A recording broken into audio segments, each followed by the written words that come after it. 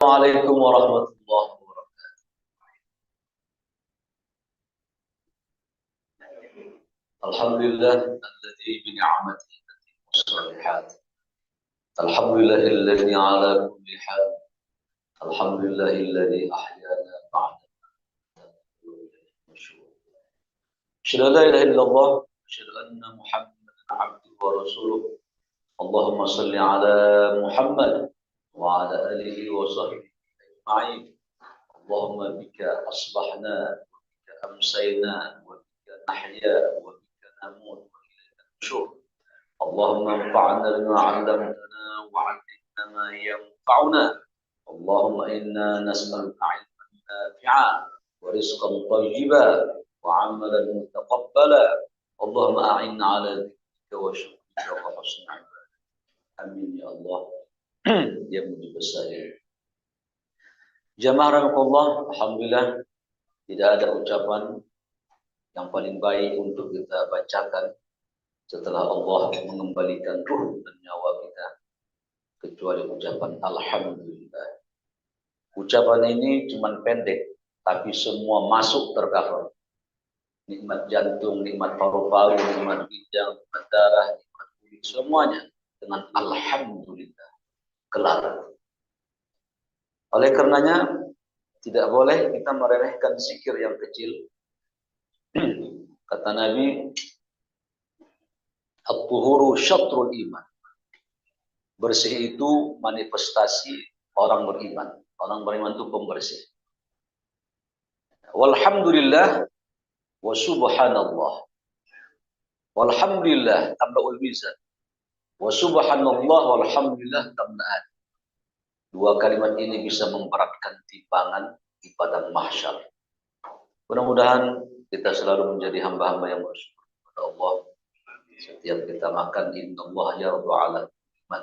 Allah itu senang, ridha, suka melihat orang habis minum kopi, habis makan combrok, dia mengucapkan alhamdulillah. Jadi Allah pandanglah wajah orang makan combrok itu dalam keadaan senang. Walaupun mereka duluan makan dari Pak Ustadznya. Ya, gak apa-apa. Bercanda. Baik. Hari ini kita ingin menjawab kenyataan dalam bidang sosial dan perpolitikan negeri kita dengan sikap Al-Quran terhadap kaum munafik. Supaya Bapak punya acuan, kok Pak Kiai ke situ ya, Pak Ustadz ke sana ya, ke orang itu begitu ya, kok bisa pindah ya? Kemarin nangis-nangis, benar bela kebenaran. Sekarang malah membuli orang-orang yang dianggap benar. Jadi kita jawab di sini. Dan juga nanti ini akan menerpa kita. Karena sifat munafik. Jadi ada 3 hal karakter yang dia ranah akidah. Ya, kalau nggak mukmin, kafir, munafik. Cuma 3 untuk akidah ya. Kalau untuk perbuatan maksiat itu ada zalim, ada fasik. Untuk akidah. Boleh jadi kena ke kita. Yang ingin saya katakan begini. Ini sikap Quran, maksudnya sikap Allah kepada orang munafik. Kalau sikap saya sama teman saya munafik, 3. Dalam surat An-Nisa 63. Bapak lihat di situ. Pak, saya punya teman ini kok munafik banget sih. Sikap kita 3 nih. Quran mengajari kita. Sikap kita kepada teman kita yang munafik. 1. Kata Allah, fa'arif, berpaling dari dia. Tinggalkan, jangan dengerin. Ngoceh, nanti kita sakit hati. Jadi kita tersinggung jadinya. Makin panas gitu. Orang ini tukang sholat kok bisa membela penista ya. Jadi, berpaling. Yang kedua, wa'idhum. Kalau mampu, wa'idhum, nasihati mereka. Atau suruh Pak Ustadznya menasihati dengan kajian melalui mimbar khutbah atau kajian. Yang ketiga, qaulan baligha. Kalau ngomong sama mereka jangan pakai dalil, fakta. Bukti. Itu kata Ibu Sri Mulyani yang lagi viral itu. Apa kata dia? Dia bilang orang kalau berbicara dengan fakta akan pola pikirnya benar. Beda sama tanpa fakta, emosional. Marah. Ya. Kalau pakai fakta kan dia jelaskan apa yang nampak. Kertasnya dibacakan sama dia. Kalau bisa dibantah, bantah. Ya? Nah, itu pakai fakta. Makanya agama ini jemaah dibangun dengan ilmu ini, hujah. Agama ini makanya ada orang tukang ibadah tetap masuk neraka dia. Begitu dia Nabi menyuruh minum kalian di telaga ku alal haud. Ada beberapa orang diusir, pergi kalian. Kata Nabi Muhammad, itu umat saya khurran muhajjalin min athril wudu'a, ada bekas sujud beribadah dan rajin. Apa jawaban malaikat? Muhammad, innaka la tadri ma ahdatsu ba'dak. Engkau ini tak tahu Muhammad, amalan apa yang mereka lakukan setelah engkau tiada. Artinya mereka membuat amalan-amalan yang baru-baru yang tak ada di syariatnya. Itu. Nah, makanya mendengar itu apa jawaban Nabi? Suhkan. Nabi pun ikut mengusir ahli ibadah ini. Pergi kalian. Pergi. Jangan minum di telaga. Pergi kalian. Usir Nabi. Kayak musiran ayam. Ya. Itulah. Makanya ayat pertama yang turun apa? Iqra, bukan u'bud kan? Muhammad sembah Tuhan. Tidak. Iqra. Engkau harus tahu dulu Tuhanmu itu siapa, baru sembah. Allah tak mau disembah dalam keadaan buta. Tanpa ilmu, tanpa pengetahuan. Makanya nanti menyindir kita nih. Kalau tersindir jangan tersinggung. Karena ini, ya, kalau sikap, tadi saya ulang ya, sikap saya sama teman saya yang munafik karakternya, satu, berpaling. Kedua, kasih nasihat. Yang ketiga, ngomong kepada dia, tak usah. Soalnya ayat Allah aja dia mau dengar. Ayat Allah nggak mau dengar kok dia. Bacakan ayat-ayat tak dengar dia. Pakai fakta-fakta aja yang logis. Udah? Sikap saya. Sikap Allah. Kalau dikatakan sikap Al-Quran berarti sikap Allah kepada mereka nih. Maka nanti mungkin ini menasihati kita juga boleh jadi kalau kita melakukan hal ini. Ya, sikap Allah. Maka tak perlu tersinggung kalau diandai kasar. Saya pernah mengisi salah satu tempat di Jakarta. Bau emen waktu itu ya, saya nggak sebut ya. Saya mengatakan salah satu sholat yang dilarang oleh Nabi itu seperti anjing. Anjing itu gimana? Nah, sikunya kan ke lantai itu. Ada seperti onta, ada keledai, ada musang, ada kuda, ada seperti burung, ayam, ada sekitar 6 seperti hewan itu. Tersinggung pengurus sama saya nih. Bapak ngomong kotor, dia ngomong anjing katanya. Ya. Memang apa lagi bahasa Indonesia selain ini? Ini Nabi yang mengatakan, asu. Lebih sopan itu. Bukan bahasa Indonesia dong ya. Memang anjing kalimatnya. Jadi bukan begitu katakan, kecuali kalau saya bilang, kamu anjing. Anjing aja kalau lewat anjing, nggak marah dia. Emang lama dia. Ya. Nah, baik. Jadi itu bahkan lebih gawat lagi, Pak. Di Quran itu ulama Bal'am bin Ba'ur, Allah katakan ulama anjing. Asalnya bukan lagi hadis, itu Quran langsung. 175 Al-A'raf. Famathaluhu kamathalil qalb. Ulama yang menjilat pemerintah begini yang zalim, kata Allah, karena disuruh waktu itu pemimpinnya itu supaya mendoakan celaka Nabi Musa. Diikutinya itu. Ini ulama anjing. Intahmil alaihi yalhath au tatrukhu yalhath. Lihatlah anjing itu kata Allah, jika engkau usir, terjulur lidahnya. Jika engkau diamkan, terjulur lidahnya. Jadi begitu dia mencelakai Nabi Musa, keluar lidahnya. Nabi berdiri dalam sebuah tembok Bani Quraisyah. Nabi berkata begini, ya bena khinzir, wahai anak keturunan babi, kasar. Ya benal qiradah, wahai anak keturunan monyet. Ya bena abadat tauhid, wahai anak ya bani abadat tauhid, wahai anak keturunan penyembah setan. Itu ucapan Nabi dalam kitab Asbabun Nuzul yang ditulis oleh Syekh Imam Asy-Syafi'i. Ya, Nabi ucapkan. Kenapa? Di Quran ada itu kalimat. Orang Yahudi itu dikatakan wal khanazir wal qiradata wal khanazir wa abadat tauhid. Di Quran juga ada kalimat babi, monyet, penyembah setan. Jadi jangan bersopan-sopan terhadap wahyu, karena Allah yang menciptakan bahasa. Memang kalimat itu yang pantas buat dia, kata Allah. Kadang-kadang ya, kita ngomong sopan tuh nggak dengar orang, Pak. Begitu dihentak dengan sindiran tak mempan. Kadang. Harus ada kalimat yang dipakai khusus menghujam dia. Maka Quran pun kadang-kadang menggunakan diksi itu mungkin jengkelnya ya Allah Subhanahu wa taala atau marahnya Allah Subhanahu wa taala. Baik, jamaah rahimakumullah, munafik ini asal katanya nafaqah. Nafaqah itu artinya terowongan. Kalau dia goa, muka terbuka, dalamnya mentok. Kalau terowongan masuk sini, keluar sono. Kalau mapet jadi goa lagi dia. Paham itu? Sampai situ udah paham. Maka munafik itu orang yang mempunyai dua wajah, sana satu. Dari kata munafik. Kata infak juga dari kata nafak. Karena orang berinfak itu dua wajah. Setelah dia terima rezeki dari Tuhan, dia keluarkan. Hanya kalimatnya infak atau nafkah. Laki-laki yang menafkahi keluarganya setelah dia gajian dapat duit, kasihnya ke keluarganya lagi. Tak bertahan, tak diam gitu, tapi keluar lagi.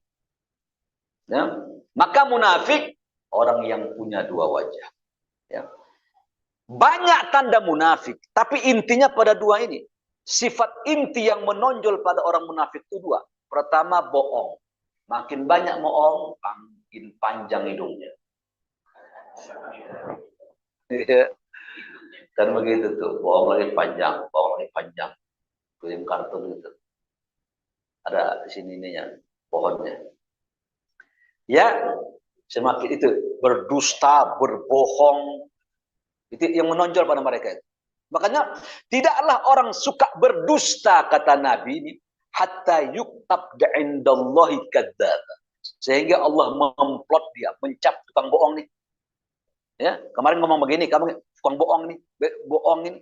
Tidak ada akhlak yang paling buruk yang dibenci oleh agama ini, Pak, berdusta. Kok nggak ngakuin gitu loh. Ada begini. Ya Rasulullah, dosa apa yang paling Allah paling benci? Apa itu? Antaj'alillahi niddan wa huwa khalq. Engkau menjadikan ada tandingan selain Allah, sementara dia yang menciptakanmu. Kok bisa ya? Engkau kuciptakan, kuberi rahmat, hidup di dunia, tiba-tiba menyembahnya ke pohon gitu loh, ke gunung gitu loh. Kok bisa ke patung nyembah, nggak ke aku? Nah, berdusta namanya. Yang kedua sifat menonjol orang munafik adalah enggan mengikuti syariat Allah, tak mau pindah. Makanya begini, ini kan partai-partainya begini nih. Ya, sudah tahu dia di tempat dia kemaksiatan terjadi, pelanggaran umpamanya, tetap di situ aja dia. Saya nggak mau, saya istiqomah. Istiqomahmu salah itu. Istiqomah itu dia mengalur kepada yang hak. Ada ikan pindah partai dia selama hak, nggak apa-apa dia pindah. Orang menganggap, saya ambil dalih supaya saya nggak mengatakan ngecap. Ya. Seorang pria datang ke Nabi. Ya Rasulullah, kulli fil Islam qawlan la as'alu anhu ghairak. Ya Rasul, katakan dalam Islam ini satu ucapan yang aku tak bertanya lagi kepada ucapan kepada orang lain, hanya padamu saja. Supaya pegangan buat aku. Kata Nabi apa? Kul amantu billah. Katakan aku beriman kepada Allah, tsumastaqim. Kemudian istiqomah. Di sini kelihatan istiqomah itu hal-hal yang keimanan gitu loh. Ya, udah tahu partainya melanggar aturan negara, umpamanya aturan itu masih di situ. Anda keliru itu istiqomahnya salah istiqomahnya. Makanya saya pernah katakan kepada Bapak, Profesor Najib adalah seorang ilmuwan dari Malaysia. Dia pukul meja keras. Jangan katakan adil itu di tengah-tengah. Ada yang hak, ada yang batil. Dia ingin adil di tengah-tengah. Tidak. Yang adil itu kata dia harus memihak kepada yang hak. Masa di tengah-tengah itu tak punya sikap namanya. Eceng gondok. Air ngalor. Pada eceng gondok itu punya akar dia kan, tapi akar tak mampu menambat diri. Ya. Mana ayat ikut dia. Itu ulama eceng gondok. Kalau ulama gitu Ustadz Habib, Ustadz Eceng Gondong. Cocoknya dia ngobok-ngobok di air kayak kodok, kayak cebong. Ya, baik. Itu ya. Jadi melanggar, tak mau ikuti syariat Allah. Orang sudah tahu dia ahli ibadah, tapi makan riba itu munafik juga dia. Jadi begini, kita tuh mengambil definisi berdasarkan syariat. Seperti begini nih. Kalau orang sombong itu gimana sih? Disapa tak mau. Itu versi manusianya. Kata Nabi, sombong itu adalah dua itu. Batarul haq wa khamtun nas. Ya. Menolak kebenaran dan menyepelekan orang. Ada tetangga saya, Masya Allah, kalau kerja bakti bagus, sama orang ramah, kalau ada acara bakti dia buat makanan, tekwan. Dia sih nggak tahu. Udah, tapi tak pernah ke masjid dia. Sombong itu. Dia tak sombong ke orang, ke Tuhan dia sombong. Jadi sebaik-baik definisi itu adalah definisi yang dibuat oleh Allah dan Rasulnya ya, sehingga kita tidak lari seperti namanya kalimat fitnah. Fitnah itu apa sih? Kamu fitnah aku ya, itu definisi kita jadi. Fitnah itu dalam agama apa? Ya, innam amwalukum wa auladukum fitnah. Wallahu indahu ajrun 'azim. Tadi Imam baca itu ya. La tulhikum tadi. Oh, tadi. Itu surat Al-Munafiqun. Ya, baik. Jadi sifat ini tidak mengikuti syariat Allah Subhanahu wa taala, tidak mau dia. Heran kita kan? Ya. Kalau kita ambil umpamanya Hampa mantan MK Hamdan Zulfa, sebuah hasil keputusan MK itu valid, sahih, apalagi benar, bagus, syaratnya kan 3 itu. Pertama, benar secara hukum, yang kedua benar secara etik, 3 benar kepada sosial. Kalau dia satu saja benar, cacat itu. Secara hukum benar, tapi etik tidak, sosial membuat gaduh, cacat dia. Ya. Jadi yang lurus-lurus aja. Kenapa negeri kita begini? Presiden 2 kali cukup sudah. Kenapa minta ngotot 3 kali? Kan ada yang nggak beres ini. Begitu hebatnya dulu, zaman dulu presiden kita itu. Berapa dilampaui yang tirani-tirani itu. Ya. Ada juga yang 3 sih sampai 30 tahun. Ya. Baik, tapi nggak merubah konstitusi dia. Baik, itu ya. Sekarang kita lihat ke depan dulu. Nah, ini sebagai dalil aja bahwa dalil orang-orang munafik itu adalah yang paling menonjol pada diri mereka tukang bohong. Ya, itu saya garis di bawah. Ya, ada kalimat biru, lakadzibun. Sampai Tuhan membuat surat Al-Munafikun khusus itu. Dan surat Munafikin itu Bapak lihat, Ibu Bapak nanti melihat, Allah langsung mengkorek, menceritakan hati mereka. Bapak lihat itu nanti ya. Sayhatan alaihim, jika ada teriakan begini tersindir mereka. Padahal ucapan sindiran itu boleh jadi bukan untuk mereka, tapi karena mereka melakukan tersinggung dia, baper dia. Itu mereka tuh. Jadi Allah dalam surat Munafikin itu Bapak, Ibu ya, Allah menceritakan sampai ke jantung-jantung. Nah, begini hati mereka begini, sikap luarnya begini, jantungnya begini, hatinya begini, perasaan Al-Munafikun baca. Sakingkan Allah tidak sukanya kepada sikap ini, sampai kita tidak boleh memberikan rahmat kepada mereka. Itu surat yang tak boleh kita baca Bismillahirrahmanirrahim. Surat apa? Nah, itu intrik munafik dan kaum musyrik. Ya, karena Bismillah dengan nama Tuhan pengasih, penyayang, nggak cocok, nggak usah. Auzubillah, langsung auzubillah, berlindung. Berarti kalau pakai auzubillah biasanya kepada siapa itu? Setan. Ya, auzubillah. Kenapa? Begitu ayat pertama kita baca, bara'atun minallahi wa rasulih. Allah dan Rasulnya berlepas dari mereka. Allah saja berlepas. Jadi intrik mereka ini orang-orang munafik. Nabi tak pernah menyuruh menghancurkan rumah-rumah orang non-muslim. Instruksi perang, jangan bunuh wanita, jangan bunuh anak-anak, jangan hancurkan tanaman, jangan hancurkan rumah-rumah non-muslim, jangan bunuh binatang ternak, jangan bunuh pendeta. Tapi Nabi disuruh oleh Allah pernah meruntuhkan masjid.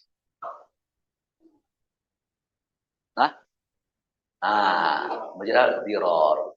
Walladzina takhudhu masjidan dirarau wa kufrau wa tafriqam bainal mu'minina wa irsada. Surat At-Taubah. Runtuhkan. Karena masjid itu memperangkap. Itu munafik itu. Abdullah bin Ubay bin Salul. Mati dia. Ya. Begitu dia mati, datang anak, ya Rasulullah, aku mohon kepadamu, jubahmu itu kasihlah buat ayah untuk mengkafani. Baik, dikasih sama Nabi. Datang lagi anaknya, ya Rasul, aku mohon kepadamu, Abdullah bin Ubay itu munafik. Tolonglah engkau ini supaya menyolatkan ayah. Begitu Nabi siap-siap mau sholat, dipegang sama Umar. Ya Rasul, munafik. Dia pernah mencelakakanmu hampir. Menarik pasukan Uhud. Jadi 700 dari 1000. Segala macam intrik mereka nih. Ingin membinasakan Nabi. Mempengaruhi kaum muslimin di Madinah. Kenapa kita sholatkan? Aku takut jika nanti ada orang berkata, ada seorang Nabi tak menyolatkan umatnya. Aku tak sholatkan. Begitu mau takbir, turun ayat 85 surat At-Taubah. Kata Allah apa? Wala tusalli ala ahadim minhum mata abad. Muhammad, orang munafik itu jangan kau salatkan dia selama-lamanya. Jadi kalau apa ketemu kita ini, Pak, jangan salatkan dia. Ini perintah Tuhan ini. Wala takum ala qabrih, dan jangan berdiri di atas kuburannya. Jangan antarkan dia. Para ulama komplain, kalau tak kita salatkan berdosa kita, sepatu kifayah soalnya.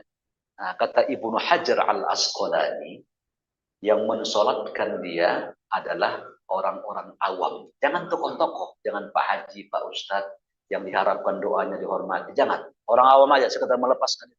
Sehingga tak dihargai jenazah. Orang-orang awam aja, yang itu yang kece-kece aja. Ya.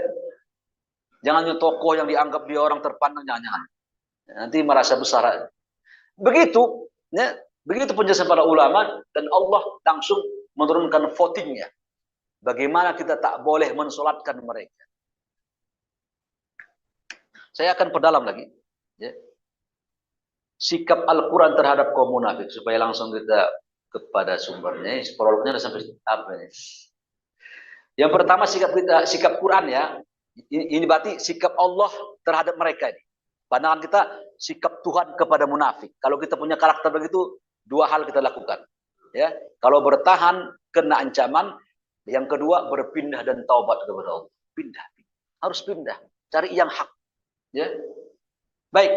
Yang pertama, Allah anggap mereka golongan terkena gangguan jiwa. Sakit jiwa orangnya. Orang munafik ini, Pak, sakit jiwanya nih. Jiwanya sakit. Bapak lihat dia ketawa, senyum, bagus. Tapi, jadi saya bilang tadi, definisi itu definisi Allah. Kita anggap dia gangguan jiwa itu. Di mana gangguan jiwa? Dia ingkari Tuhan. Itu gangguan jiwa. Kita lihat ini saja. Kalau sudah mana-mana pakai celana dia begini, itu orang gila namanya. Ini gangguan jiwa. Saya di Ciputat ada orang gila pakai plastik ikat sini. Celananya tak ada, dia pakai kresek begitu celananya. Ya, tutupnya kemaluannya pakai kresek aja tuh.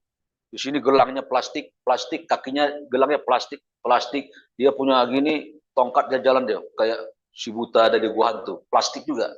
Ini manusia saya lihat plastik man ini. Ya, kalau ada Superman ini plastik man. Kalau itu gila akalnya sudah, ini jiwanya yang bukan gila, gangguan ya, terkena. Udah tahu dia tak boleh makan riba, dia makan juga, gangguan jiwa. Bapak lihat normal aja dia berkata, ngomong, berpendapat, ya, memaaf. Tapi sesungguhnya dalam pandangan Tuhan ada gangguan jiwa. Fi qulubihim marad. Di hati mereka kata Allah ada penyakit. Fazadahumullahu marad. Begitu mereka tetap dalam penyakit itu, Allah tambah penyakit. Walahum adzabun alimun bima kanu yakdzibun. Dan azab yang pedih menunggu mereka.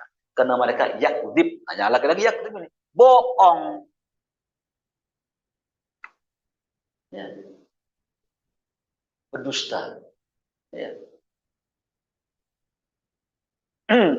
Orang dikasih nikmat, Pak, semakin datang nikmatnya itu, apa namanya? Kok semakin kaya dia, semakin dia dikasih, semakin bukan, semakin dia tak beribadah kepada Tuhan, semakin gampang rezekinya. Semakin dia membantah, menyakiti kaum muslimin, semakin naik derajatnya, semakin naik jabatannya. Namanya apa tuh? Istidraj. Lihat kalimatnya, walladzina kadzabu, kata dia, walladzina kadzabu biayatina sanastadrijuhum. Kata Allah, orang-orang yang mendustakan ayat kami ulur, kami kasih dia. Naik jabatannya, apa yang dia ingin dapat, apa yang dia pikir terjadi. Pokoknya dimunahkan terus. Tapi yakzib lagi kalimatnya. Dusta. Ya. Karena orang yang tidak mensyukuri nikmat Allah dianggap berdusta kepada Allah Subhanahu wa taala. Dan itu membuat Allah Subhanahu wa taala memurkai orang-orang. Ya, jadi gangguan jiwa, jadi definisi. Jadi kita tidak bisa mengambil definisi dengan pola pikir kita, karena kita kadang-kadang salah berpikir. Betul nggak? Kadang-kadang kita mencernani kurang pas. Ya? Kadang-kadang kita ini, apa yang kita pikirkan itu tidak tepat. Maka setepat-tepat orang kalau ingin dia menunjukkan kebenaran, dia harus mengambil wahyu. Itu dulu orang-orang sekuler di negeri kita ini. Bandia Khalis Majid CS. Kata dia, andaikan tidak ada agama, akal sudah bisa melihat wahyu. Akal sudah bisa mencerna kebenaran. Akal kita tahu ini makan di pasir tak benar. Akal tak perlu turun wahyu. Itu kan sekuler. Memang akal itu tahu kebenaran ya. Bukan, tahu yang baik maksudnya. Tahu kebaikan. Nah gitu. Tahu ini baik, ini buruk. Tahu itu akal. Tapi akal tidak tahu kebenaran. Tolong dibedakan ini. Akal tahu kebaikan, tapi akal tidak tahu kebenaran. Ya. Ini benar atau tidak? Akal tak sampai kadang-kadang mencerna itu. Umpamanya, supaya pelacuran tak di bawah kolong jembatan, di bawah pohon jengkol, dari mana-mana nih pelacuran nih tak benar nih. Kita buat saja sebuah rumah, bagus. Ya, buat gedung, buat bagus gedungnya, ada security-nya, nanti ada menghidupkan UMKM, nanti bayar pajak seperti Alexis 10 miliar. Kan bagus kan, benar kan secara logika. Jadi maksiatnya dirapikan begitu. Itu benar secara bukan, itu namanya kebaikan ya. UMKM. Memang begini Pak, memang setiap nanti menciptakan sesuatu itu dianggap buruk, tapi ada kebaikannya Pak. Merokok itu bagus Pak, buruk, tapi ada kebaikannya. Memang nanti akan karyawan segala macam mengatasi penganggur. Betul. Di mana-mana Pak, kadang-kadang keburukan itu ada manfaatnya. Tapi tetap dilarang sama Tuhan seperti begini. Wa yas'alunaka 'anil khamr. Mereka bertanya kepada Muhammad tentang khamar, wal maisir, dan judi. Qul fihima ithmun kabir. Pada dua hal itu dosa besar. Wa manafi'u linnas, tapi ada manfaatnya. Nah, kan? Memang begitu. Ya. Memang kadang-kadang dalam sesuatu dosa itu ada manfaatnya. Tapi kata Allah, wa ithmuhuma akbaru min naf'ihima. Dosanya lebih besar daripada manfaat. Memang betul UMKM hidup, Pak Security bisa kerja dia, ya tukang corai bisa dia dapat duit, pengembangnya banyak ini. Tapi apa yang dilihat oleh pandangan mata kita itu kebaikan, bukan kebenaran. Andaikan tidak ada wahyu, kita nggak bisa melihat yang benar. Ya. Pokoknya sesuai kehidupan, sesuai selera. Sementara Allah tuh punya cara pandang sendiri untuk menjelaskan kebenaran. Setelah saya tutup Alexis, kata Pak Anies, naiklah omset Jakarta sampai 100%. Dulu dibully dia. Ya. Berapa aja tutup begini, habislah kita begini nih. Pendapatan Jakarta. Maksiat tutup. Nah, saya bukan kampanye nih. Cuman bilangin gubernur kalian, saya kan Tangsel. Iya kan? Ya, jelas itu ya. Jadi apa itu tolong dicerna itu Pak. Dua hal Bapak cerna. Pertama, Bapak cerna, bahwa akal hanya mampu melihat kebaikan bukan kebenaran satu. Yang kedua, sesuatu yang kadang-kadang ada maksiatnya, ada juga manfaatnya. Itu. Dan itu ujian Tuhan itu. Tolong dipegang. Makanya merokok juga bagus kok. Ya. Ya, tapi seluruh para ulama di Timur Tengah kan mengharamkan. Saya sampai dapat selembaran dari Azhar Mesir, Hurmatut Tadakhir. Tapi di Indonesia ini mengenal makruh karena para kiainya merokok. Ini tergantung seleranya. Ya, tapi untuk perokok ketahui ya, makruh terbagi dua ya. Ada makruh tanzih, ada makruh tahrim. Nah, tanzih itu murni makruhnya. Kalau makruh tahrim, makruh yang sudah mendekat ke haram dia. Tanzih itu begini.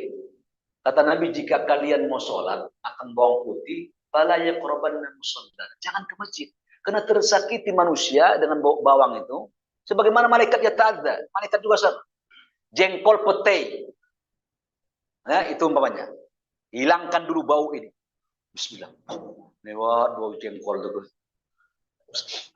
Begitu-gitu tuh samping itu. Nah, sekarang begini. Itu makruh tanzih murni. Karena apa? Orang, saya tanya Bapak dulu. Orang kalau makan jengkol bahaya nggak diri? Nggak. Yang mencium bahaya nggak? Bahaya nggak? Nggak bahaya, cuma kebauan. Nah itu ya. Makruh tak murni makruh itu engkau tak bahaya, orang tak bahaya. Kalau dia tahrim, engkau bahaya merokok. Dan perokok pasif mencium juga bahaya. Maka menuju haram ya. Harus tahu Bapak itu. Artinya Bapak jangan dianggap. Jadi orang tuh kalau dia tukang ke masjid merokok ini, dia sebenarnya sudah melakukan yang haram. Ini Ustadz tak pantas menyampaikan kebenaran, menyampaikan kesucian, kebersihan. Ya. Karena harus sampel ya. Bagaimana orang bisa jadi sampel? Nabi Muhammad 20 kali bersiwak sehari. 20 kali. Kita 5 kali aja berat. Ya. 20 kali bersiwak. Ada sunnah yang hilang. Setiap kali dia ketemu istrinya, dia bersiwak. Dia tidak mau istrinya mencium bau mulutnya. Ini laki-laki karena orang ketemu bau ketek, bau jigong. Ada nggak suami ibu bau itu? Bau tua. Bau tua. Emang tua ada baunya. Orang tua nggak ada baunya. Tidak kering. Ya. Baik. Itu ya. Jadi itu pertama. Jadi sakit jiwa. Yang berikutnya, Allah nobatkan mereka kepada golongan orang kafir. Ini kan Allah, sikap Allah ini. Allah nobatkan engkau ini ke sini masuk ke kafir. Waduh. Kalau sudah Allah memvoting tak bisa. Harus taubat ini. Wala in sa'altahum la yaqulun. Jika kalian bertanya kepada mereka Muhammad, kenapa kalian membuat mainan sholat, canda-candaan, kalimat amin dirubah qabul segala macam. Ya. Ya. Innama kunna nakhudu wa nal'ab. Kami cuman sendau gurau dan bermain-main saja. Kul, katakan Muhammad, abillahi, apakah urusan Allah, wa ayatihi, dan urusan ayatnya, wa rasulihi, dan rasulnya, kuntum tastahzi'un, kalian buat bahan olok-olokan candaan agama ini, urusan Allah Rasul. La ta'tadiru. Sekarang kata Allah, jangan buat alasan. Qad kafartum ba'da imanikum. Sesungguhnya kalian kata Allah udah kafir setelah beriman kepada ya. Ya. Kita ambil kalimat kafir. Sampai ada, Pak. Ayat surat 5758 surat Al-Maidah khusus orang yang mengolok salat, khusus salat. 57 itu ya ayyuhalladzina amanu la tattakhidul ladzina takhuduhu wa la'iba. Orang beriman, jangan kalian mengambil ya orang sebagai pimpinanmu atau bahasa sekarang coblos partainya atau apanya lah, loyal kepada dia. Orang-orang yang membuat agama ini sebagai ejekan.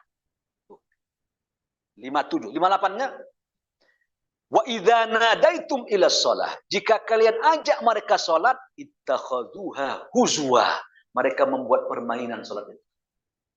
Ini khusus banget ini ayat. Apa jawaban Allah? Dzalikal qaumul ladzina la ya'qilun. Ini agak kasar. Ini golongan orang yang tak punya otak, tak punya akal. Allah mengatakan, kemana akal pikiran? Dan segala macam lah ya. Nah, tapi nanti begini, ada nanti kalau nanti ketemu ada buruk begitu. Ini buruk bagaimana? Nanti ada Nabi kasih penjelasan ya. Jangan tak memilih, harus memilih. Nah, sehingga kata Nabi mengambil yang paling ringan, ya, tak mengandung dosa. Ya. Atau yang paling ringan lah kita lihat, kira-kira ini nggak terlalu bahaya dalam pandangan kita. Sehingga keluar kaidah, idza ta'arada mafsadatan. Jika kalian menemui dua hal yang rusak, ruwa'i a'dhuhuma birtikabi akhafihima. Maka pilihlah salah satu yang tak mengandung dosa dan paling sedikit kecil mudaratnya. Mana tahu dua putaran nanti ini kita lihat dua-duanya tak sesuai harapan kita. Tetap memilih, cari yang paling ringan mudaratnya untuk agama kita. Yang berikutnya, ini paling ngeri lagi nih. Allah menghapus amal soleh orang-orang munafik. La haula, capek ke masjid baca Quran. Konteks ini, ayat ini konteksnya begini, Pak. Ada yang nyinyir kepada pejuang. Ngapa-ngapain bela Islam, ngapa-ngapain bela Palestina. Ucapan begitu tuh. Udah menolong Tina. Ya, nyinyir segala macam lah. Ngapain ke masjid melulu, macam-macam lah ya yang kira-kira nyinyir. Itu termasuk munafik juga, ya. Apa jawaban Allah? Ulaika lam yu'minu. Orang ini tak beriman ini, yang mengejek-ngejek kaum muslimin berjuang. Ya. Terus fa ahbatallahu a'malahu.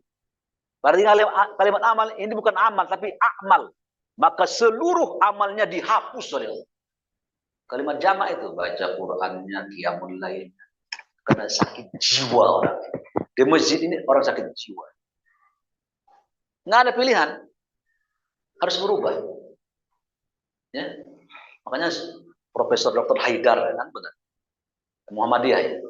Nah, kata dia apa? Jika kita sudah mengaku sebagai hamba Allah beriman, kita harus siap diatur oleh Allah. Tak mau diatur boleh, nggak apa-apa, Allah tak paksakan, tapi keluar sana, kekufuran. Tapi kalau kita mukmin, cara cari nafkah, ya harus halal, cari pemimpin harus benar, segala macam. Ya. Perempuan umpamanya, begitu dia mukmin beriman, tak bisa parsial, sholat rajin, aurat terbuka. Adalah perempuan saya lihat dua orang, ya terbuka bajunya, you can see, engkau dapatkan melihat dapat tank top, melihat bulu ketek. Sekwilda sekitar wilayah dada. Bupati buka paha tinggi-tinggi. Kemana lah perempuan di berdua berjalan? Kamu sholat asar. Masya Allah. Segini paha terbuka di bawah dengkul ke masjid. Keluar lagi dia, jadi Superman lagi dia, sempak di luar. Artinya orang begini nih ya, apa terjadi? Kata para ulama begini, jika ada orang mengingkari sebuah wajib, dia tahu itu wajib, tapi tak mau dia. Kata para ulama, asi, pelaku maksiat namanya. Tapi kalau dia tahu itu kewajibannya, dia ingkari, kafir. Kenapa nggak sholat bang? Sholat itu nggak wajib itu apa? Kafir itu. Tapi kalau karena antara jalan tuaan dikit, itu namanya asi, pelaku maksiat. Jadi perempuan tadi yang dia terbuka auratnya, rajin sholat, tetap masuk neraka dia. Kenapa masuk neraka? Karena Nabi memvonis. Kata Nabi, sinfani lam arahuma. Ada dua tipe manusia katanya. Tak pernah kulihat. Tak bisa mencium bau sorga dan tak masuk sorga dia. Salah satunya, nisaun kasyatun ariyatun mumilatun.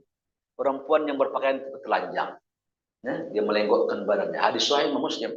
Nabi mengatakan tak masuk sorga dia. Walaupun dia ahli ibadah. Artinya dicelupin dulu. Dicelupin ratusan tahun lah dia kayak teh celup. Ya. Habis itu diangkat nanti baru ke surga. Emang ke surga. Tapi dicelupin kan lama itu bukan. Jangan bercanda.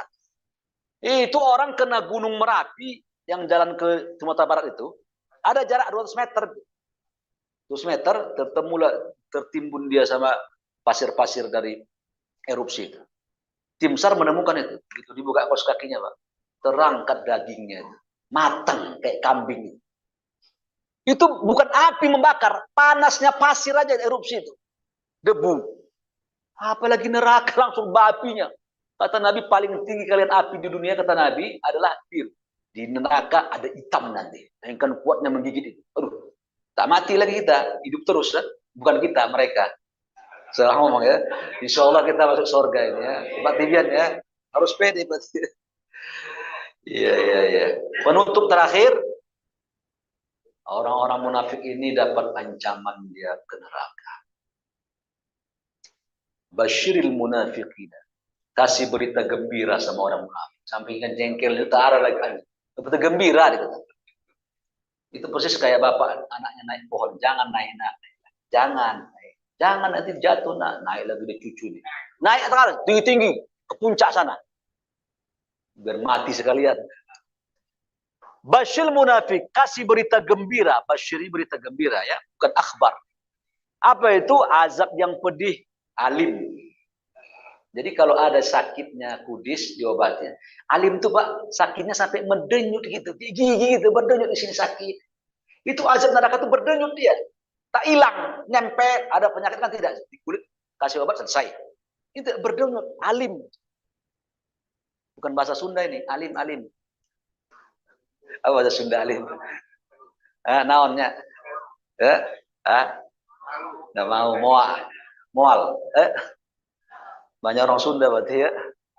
Sunda, Jawa, Batak, dan banyak lagi yang lain. Ya, berita azab yang pedih, siapa? Alladzina yattakhidul kafirin awliya. Jadi begini Bapak, kalau ada caleg, ya, kalau yang beda agama jangan. Kalau presiden kita ini insya Allah muslim semuanya. Tapi di antara itu pilih yang sesuai Quran. Jadi saya sering sampaikan begini Pak. Kita itu milih pemimpin Pak. Beda sama mereka. Mereka pilih kekuasaan. Kita milih pemimpin beribadah kita ini. Saya pilih sesuai Quran ini. Andaikan yang saya jagokan ini kalah, nggak ada urusan. Yang penting aman saya di kuburan. Itu aja selesai. Saya pilih sesuai Quran. Pertama Quran mengatakan tak boleh pilih beda agama. Yang kedua tak boleh memilih pemimpin itu yang dia suka membuat maksiat, kejahatan, melanggar aturan, kecurangan, jangan pilih. Yang ketiga kata Quran tidak boleh pilih penista agama. Tiga itu kita pilih ini. Tiba-tiba menang, alhamdulillah itu persukat bagi mukmin. Jika kalah nggak apa, jangan kecewa. Nggak usah. Yang penting saya sudah mengikutkan kehendak Tuhan ini. Aman saya di akhirat. Tapi bagi orang yang nggak mengikutkan Quran, jika dia seandainya menang, pengaruh nggak kepada dia? Nggak ada, tukang cilok tetap tukang cilok, tukang laundry tetap tukang laundry, nggak pengaruh sama dia. Saya umpamanya membela salah satu paslon. Bukan apa saya jadi nanti komisaris BUMN, ada pengaruh begini-gini aja saya. Ya, yang penting kita ini aman di akhirat ini. Udah, jika seandainya dia menanglah orang yang mendukung kezoliman, menang dia, maka kemenangan dia bersifat istidraj, bukan pahala. Kalau kita kalah tetap dapat pahala insya Allah, karena ngikutin Quran kita. Kita nggak urusan kita menang kalah, urusan kita itu. Nanti kalau kita pikirkan stres kita. Kita disuruh Quran agama ini adalah untuk berusaha, ya. Bukan hasil tak tujuan kita itu, tolong dikasih tahu ini. Hasil tak tujuan kita itu. Ini presiden bagus, jujur, rekam jejaknya bagus, dekat kepada ulama, orang soleh, tak pernah korupsi, semua untuk kerakyatan, diangkatnya pribumi, bagus, kita lihat rapi, udah pilih dia. Syariat, Majelis Istimewa Ulama mendukung dia, selesai. Kita bersama Sapinah, perahunya para ulama, selesai.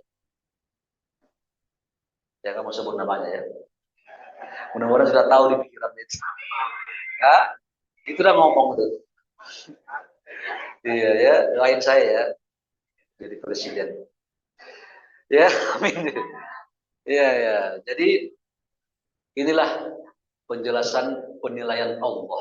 Yang kita bahas ini penilaian Allah dan cap Allah terhadap orang-orang munafik. Begitu pedihnya Pak, dari dunia sampai ke akhirat dia dalam keadaan dimurkai oleh Allah Subhanahu wa taala. Allah berjalanlah dia jadi pejabat, Allah sedang memarah, mandang dalam keadaan marah. Dan kita insya Allah walaupun kita begini-begini sesuai syariat, insya Allah Allah akan kita husnul khotimah. Amin ya rabbal alamin.